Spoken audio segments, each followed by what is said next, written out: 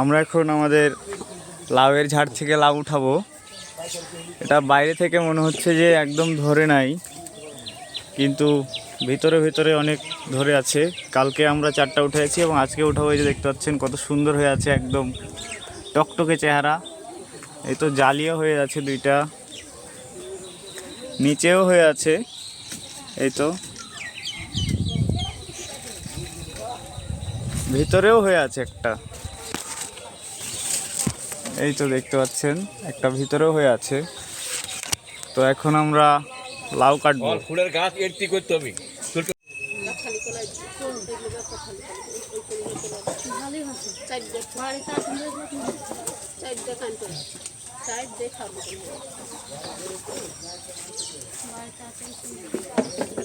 হ্যাঁ, এটা লাউ বেশি ভালো লাগে।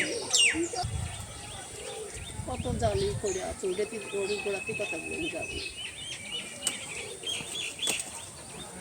কালো ডাব আছে আর সাদা ডাব।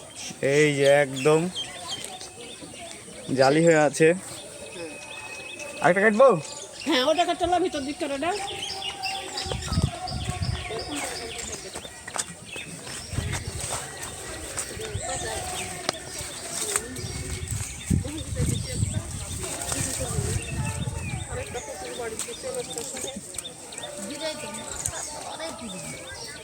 বাড়িতে রেখেছি